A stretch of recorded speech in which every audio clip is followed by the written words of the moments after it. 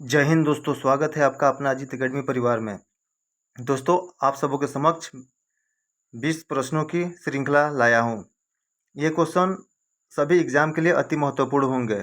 Teacher, Bihar police, SSC GD, Bihar SSC सबके लिए महत्वपूर्ण है दोस्तों। आप ध्यान से देखें। तो चलिए बिना देरी किए शुरू करते हैं दोस्तों क्लास। पहला क्वेश्चन है दोस्तों, रानी लक्ष्मीबाई की जन्मस्थली कहाँ है? रानी लक्ष्मीबाई की जन्मस्थली कहाँ है दोस्तों? रानी लक्ष्मीबाई की जन्मस्थली वाराणसी है दोस्तों। ऑप्शन सी हो जाएगा। दोस्तों, रानी लक्ष्मीबाई का मूल नाम मणिकर्णिका मणिकर्णिका मणिकर्णिका था दोस्तों। 13 वर्ष के अल्प आयु में उनका विवाह झांसी के नरेश गंगाधर राव के साथ हो गया। दोस्तों, 1857 ईस्वी में रानी ने अंग्रेजों के विरुद्ध विद्रोह कर दिया। रानी लक्ष्मीबाई की मृत्यु 17 जून 1858 को हो गई। अंग्रेजों के विरुद्ध लड़ते हुए वीर गति को प्राप्त हो गई। दोस्तों, एक अंग्रेज थे, ह्यूरोज थे। रानी लक्ष्मीबाई के बारे में बताते हैं उन्होंने कि विद्रोहियों में वो एकमात्र मर्द थी। उनके मृत्यु के बाद बोलते हैं विद्रोहियों में एकमात्र वो मर्द थी। रानी लक्ष्मीबाई को ह्यूरोज बोलते हैं। चलते हैं नेक्स्ट क्वेश्चन दोस्तों। क्वेश्चन नंबर दो देखते हैं। क्वेश्चन नंबर 2 क्या बोल रहा है? क्वेश्चन 2 है दोस्तों, इनमें से किसने गांधी जी को ब्रिटिश भारत की यात्रा करने और वहां की भूमि और लोगों के बारे में जानने की सलाह दी थी? किसने दोस्तों? इसका आंसर क्या होगा दोस्तों? बिपिन चंद्र पाल, व्योमेश चंद्र बनर्जी, बाल गंगाधर तिलक, गोपाल कृष्ण गोखले। तो इनका सही जवाब होगा गोपाल कृष्ण गोखले दोस्तों। Option D. दोस्तों, गोपाल कृष्ण गोखले गांधी जी के राजनीतिक गुरु भी थे। गोपाल कृष्ण गोखले गांधी जी के राजनीतिक गुरु थे। दोस्तों, गोपाल कृष्ण गोखले का जन्म 1866 में हुआ था। गोपाल कृष्ण गोखले का जन्म 1866 में हुआ था, महाराष्ट्र के रत्नागिरी में। दोस्तों, गोपाल कृष्ण गोखले के राजनीतिक गुरु गोविंद महादेव एमजी रानाडे महादेव गोविंद रानाडे एमजी रानाडे थे। गांधी जी के राजनीतिक गुरु गोपाल कृष्ण गोखले और गोखले जी का राजनीतिक गुरु महादेव गोविंद रानाडे थे, जिन्हें शॉर्ट में एमजी रानाडे भी कहते हैं दोस्तों। गोपाल कृष्ण गोखले की मृत्यु 1915 में हो गई, जब गांधी जी साउथ अफ्रीका से भारत आए।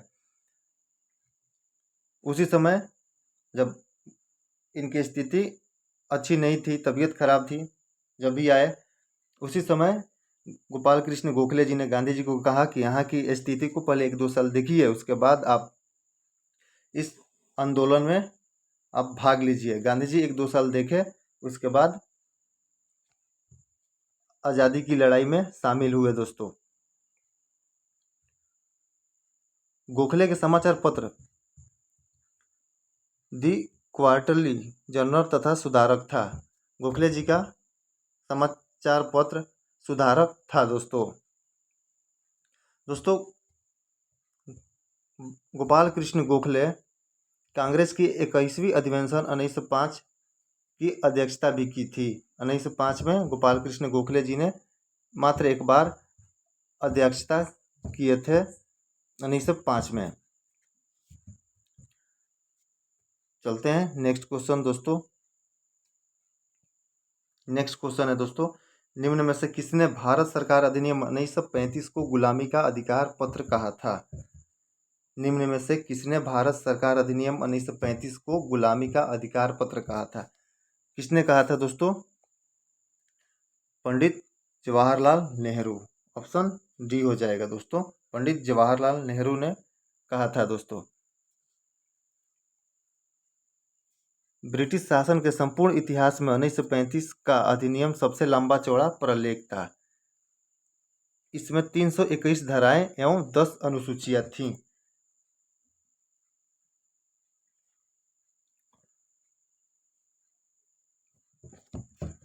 दोस्तों एक ऑप्शन है मोहम्मद अली जिन्ना। जब भारत से पाकिस्तान अलग हुआ तो यह पाकिस्तान के प्रधानमंत्री बने। मोहम्मद अली जिन्ना पाकिस्तान के प्रधानमंत्री बने। दोस्तों महात्मा गांधी, महात्मा गांधी को भारत का राष्ट्रपिता कहा जाता है। दोस्तों इनका जन्म 2 अक्टूबर 1869 को हुआ है। दोस्तों राजेंद्र प्रसाद स्वतंत्र भारत के प्रथम राष्ट्रपति, स्वतंत्र भारत के प्रथम राष्ट्रपति। ये कहाँ के रहने वाले थे दोस्तों? सिवान जिला के जीरादेई के रहने वाले थे। दोस्तों चलते हैं नेक्स्ट क्वेश्चन। दोस्तों बक्सर की प्रसिद्ध लड़ाई कब हुई थी? बक्सर की प्रसिद्ध लड़ाई कब हुई थी? 21 जून 1764, 22 अक्टूबर 1764, 21 जून 1763, 22 अक्टूबर 1763। कब हुआ था दोस्तों? 22 अक्टूबर 1764। ऑप्शन बी होगा दोस्तों। बक्सर की लड़ाई ब्रिटिश सेना और मुगल सम्राट शाह आलम द्वितीय, मीर कासिम और शुजाउद्दौला, अवध के नवाब शुजाउद्दौला के संयुक्त सेना के बीच लड़ी गई, जिसमें इन तीनों की हार हुई थी और ब्रिटिश जीत गए थे। एक ही बार में तीनों हार गए और तीनों की राज छीन ली गई थी अंग्रेजों के द्वारा। दोस्तों मीर कासिम बंगाल का नवाब था, मुगल सम्राट शाह आलम द्वितीय था और शुजाउद्दौला अवध का नवाब था।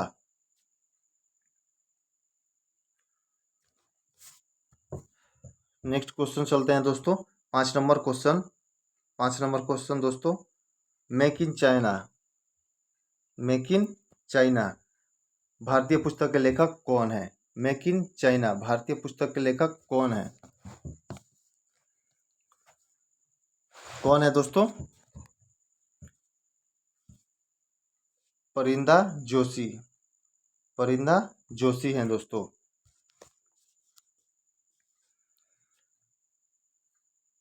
दोस्तों परिंदा जोशी द्वारा 3 उपन्यास लिखे गए हैं, life from London, power play तथा made in China. Nasira Sharma, Nasira Sharma दोस्तों इनकी एक उपन्यास है पारिजात, पारिजात। नसीरा शर्मा की उपन्यास है पारिजात। रस्किन बॉन्ड अंग्रेजी भाषा के विश्व प्रसिद्ध भारतीय लेखक हैं दोस्तों। दोस्तों रस्किन बॉन्ड की पुस्तक दिल्ली अब दूर नहीं, उड़ान, room on the roof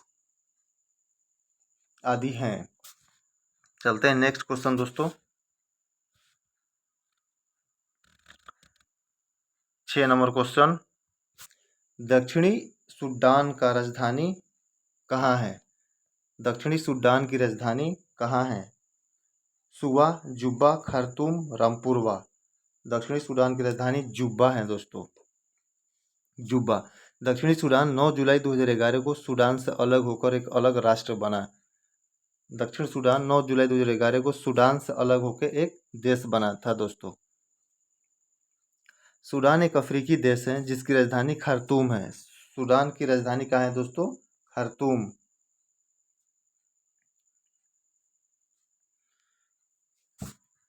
next question दोस्तों, नेक्स्ट क्वेश्चन, मशहूर टीवी सीरियल रामायण के निर्माता कौन है दोस्तों? रामायण के निर्माता बहुत ही प्रसिद्ध व्यक्ति हैं। कौन होंगे दोस्तों? रामानंद सागर जी, रामानंद सागर जी। रामायण टीवी सीरियल 1987-88 में रामानंद सागर जी द्वारा चलाया गया था। कब आया था दोस्तों? रामायण 1987-88 में आया था। रामानंद सागर का जन्म 1917 में हुआ था दोस्तों तथा इनकी मृत्यु 2005 में हो गई।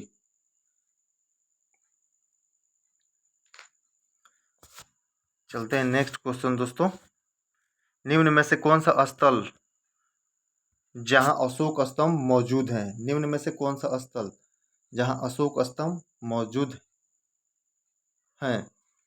कौन होगा दोस्तों?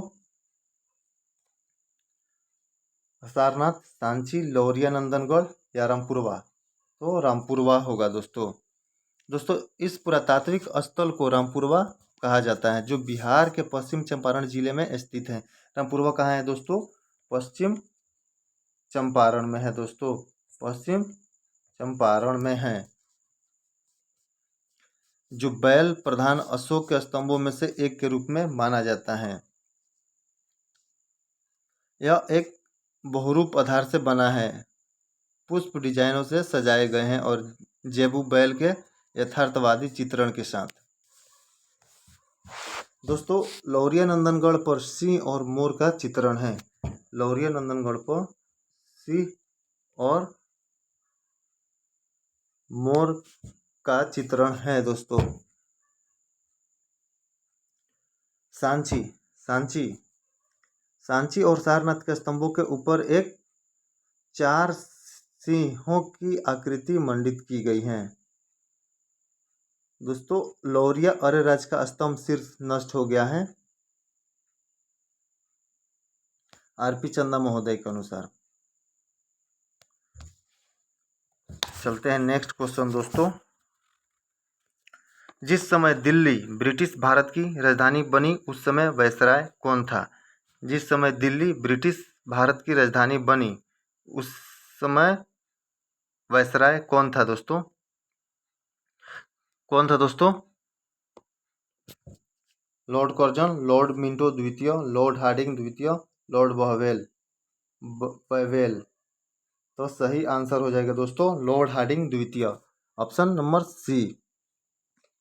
दोस्तों, भारत की राजधानी दिल्ली कब बनी? भारत की राजधानी दिल्ली कब बनी? 1911 में भारत की राजधानी दिल्ली बनी दोस्तों। दोस्तों, दिल्ली से पहले भारत की राजधानी कहाँ थी? 1911 से पहले भारत की राजधानी कहाँ थी दोस्तों? कलकत्ता। भारत की राजधानी कलकत्ता थी दोस्तों। दोस्तों, राजधानी परिवर्तन की घोषणा ब्रिटेन के सम्राट जॉर्ज पंचम भारत आए थे। जॉर्ज पंचम भारत आए थे 1911 में, दिल्ली दरबार लगी थी उसी समय जॉर्ज पंचम भारत आए थे। उसी समय दिल्ली को नई राजधानी घोषित की गई दोस्तों।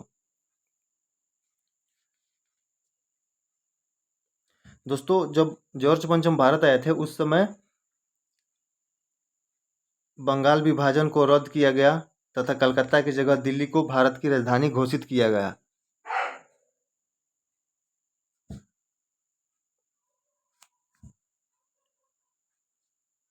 नेक्स्ट क्वेश्चन 10 नंबर क्वेश्चन है दोस्तों।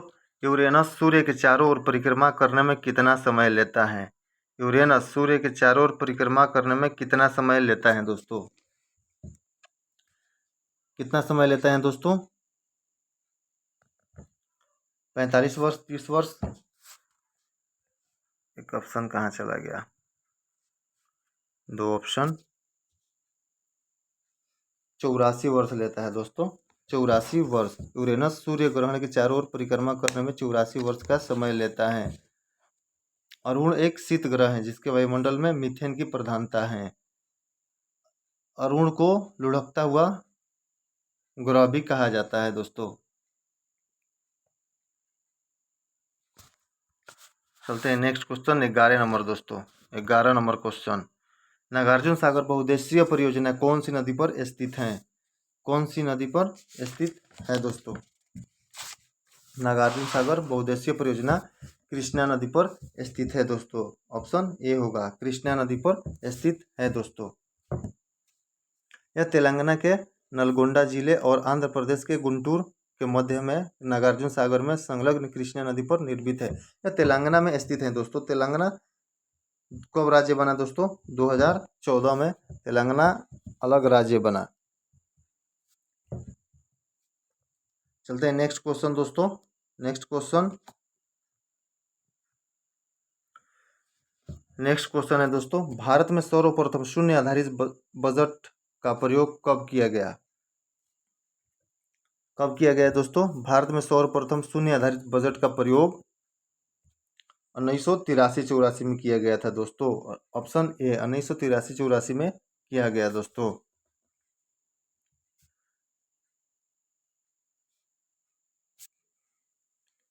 तथा 1987-88 में सभी मंत्रालयों में लागू कर दिया गया।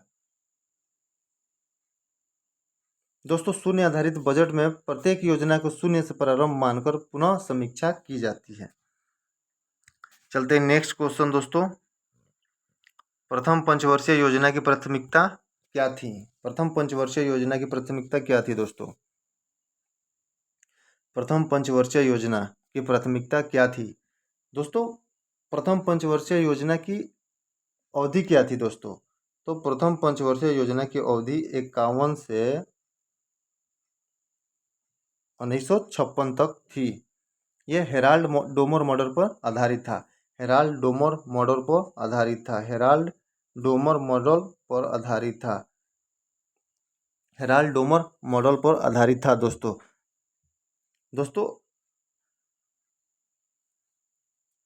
प्रथम पंचवर्षीय योजना में कृषि पर जोर दिया गया था। फिलहाल हमारा देश आज़ाद हुआ था, देश में कुछ था नहीं, कृषि पे ध्यान दिया गया था ताकि जो अन्न उत्पन्न हो, सबसे पहले खाने के लिए तो कुछ हो, तो सबसे पहले कृषि पर जोर दिया गया था दोस्तों। द्वितीय पंचवर्षीय योजना का काल 1956 से 61 तक था।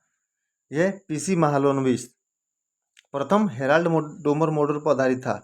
द्वितीय पीसी महालनोबिस मॉडल पर आधारित था दोस्तों, जिसका मुख्य उद्देश्य क्या था? अब खाने के लिए हो गया कृषि, तो अब उद्योग पे ध्यान दिया गया दोस्तों। उद्योग पे द्वितीय पंचवर्षीय योजना में उद्योग पे ध्यान दिया गया।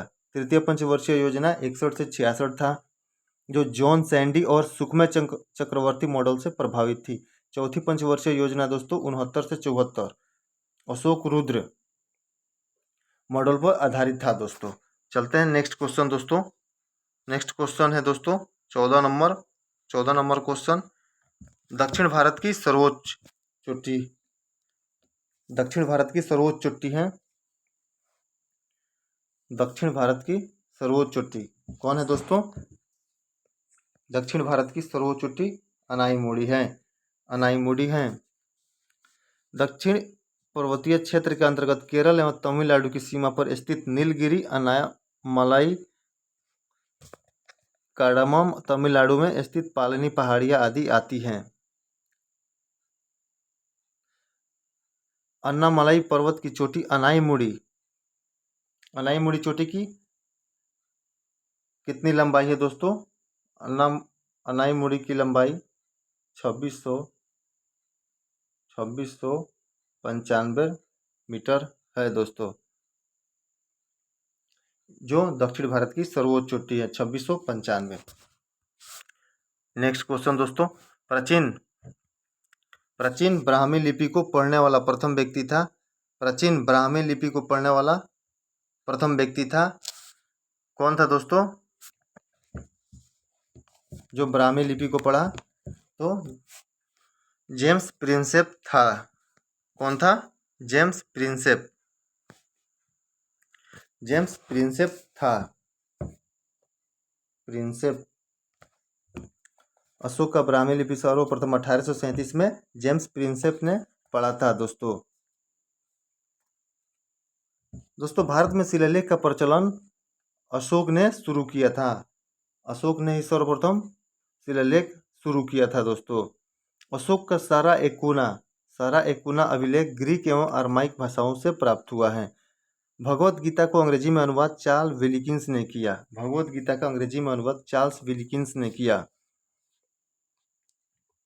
सर विलियम जोन्स ने वारेन हेस्टिंग्स के कार्यकाल में कलकत्ता उच्चतम न्यायालय के न्यायाधीश नियुक्त हुए। चलते हैं नेक्स्ट क्वेश्चन। एक ऑप्शन है दोस्तों William Jones. Sir William Jones ने 1784 ईस्वी में एशियाटिक सोसाइटी ऑफ बंगाल की स्थापना की। सर विलियम जोन्स ने 1784 में एशियाटिक सोसाइटी ऑफ बंगाल की स्थापना की दोस्तों। नेक्स्ट क्वेश्चन 16 नंबर क्वेश्चन है दोस्तों। देश में एकमात्र उद्योग कौन सा है जो मूल्य श्रृंखला में आत्मनिर्भर और पूर्ण हैं। देश में एकमात्र उद्योग कौन सा है जो मूल्य श्रृंखला में आत्मनिर्भर और पूर्ण है दोस्तों? कौन है दोस्तों?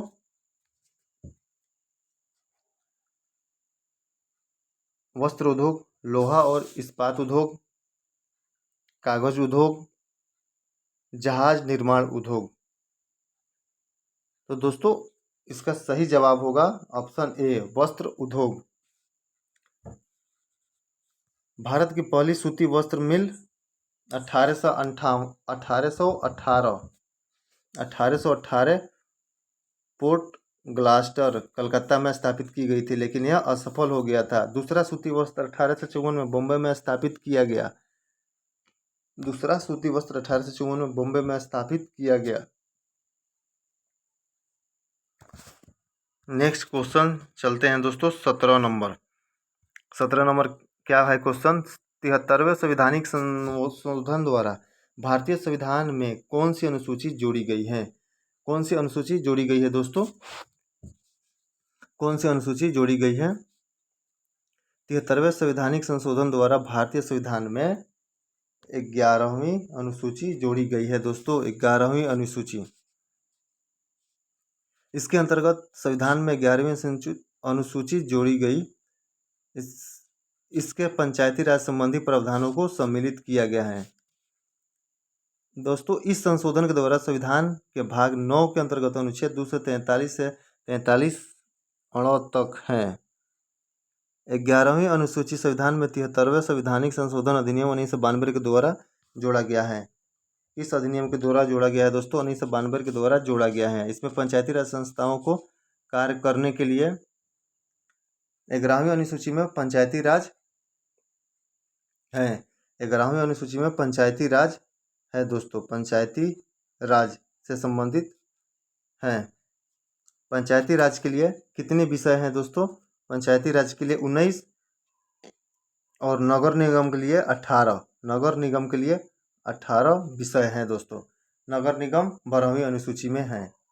नगर निगम 12वीं अनुसूची में है दोस्तों। चलते हैं नेक्स्ट क्वेश्चन दोस्तों।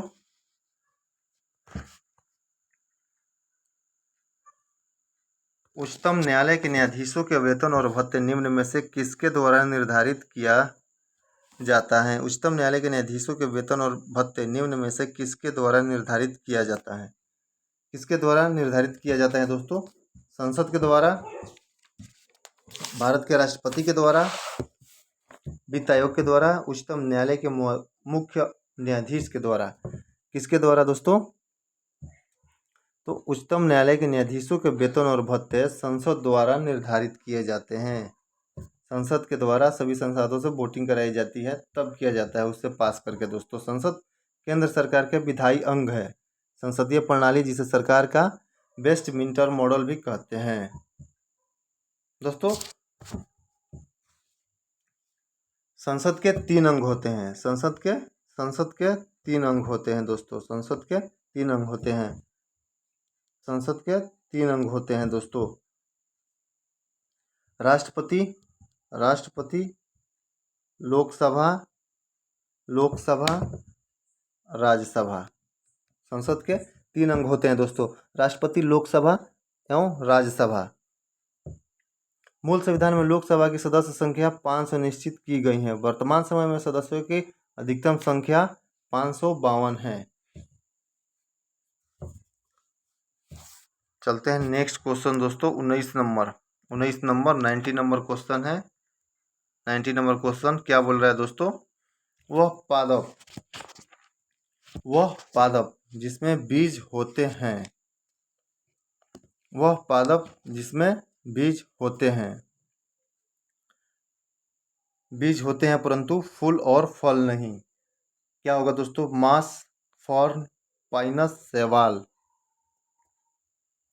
तो दोस्तों जिसमें बीज होते हैं परंतु फूल और फल नहीं होता है, बीज होता है, तो इसमें दोस्तों सही जवाब होगा पाइनस। सही जवाब होगा दोस्तों पाइनस। दोस्तों मास एक प्रकार के गैर संवहनी पौधे हैं जो कैप्सूल में बीजाणु पैदा करते हैं। दोस्तों चैनल को लाइक सब्सक्राइब और शेयर जरूर कर दें ताकि हौसला मिले। ऐसे ही वीडियो अब आप लोगों के बीच हम लाते रहें। अंतिम क्वेश्चन है दोस्तों, अंतिम क्वेश्चन है, पुरुष में प्राथमिक यौन अंग होता है, पुरुष में प्राथमिक यौन अंग होता है, क्या होता है दोस्तों? प्राथमिक यौन अंग है पुरुष में प्रोस्टेट, वृषण, वास डिफरेंस, वीर्य पुटिका। क्या होता है दोस्तों? पुरुष में प्राथमिक यौन अंग वृषण होता है दोस्तों, वृषण, वृषण ऑप्शन बी होगा दोस्तों, वृषण होता है। मानव एक लिंगी प्राणी है, ये जरायुज होते हैं। मादा में जनन अंग 12 से 13 वर्ष की आयु में तथा नर में 15 से 18 वर्ष की आयु में क्रियाशील हो जाते हैं दोस्तों। दोस्तों मनुष्य का प्रमुख जनन अंग है वृषण और वृषण कोश, अधिवृषण, शुक्रवाहिनियां, शुक्राशय, मूत्रमार्ग, शिश्न, प्रोटेस्ट तथा काउपर्स ग्रंथियां। इसी के साथ सेशन को समाप्त करते हैं दोस्तों, फिर मिलते हैं नेक्स्ट सेशन में। तब तक चैनल को लाइक सब्सक्राइब और शेयर जरूर कर दें दोस्तों। धन्यवाद दोस्तों।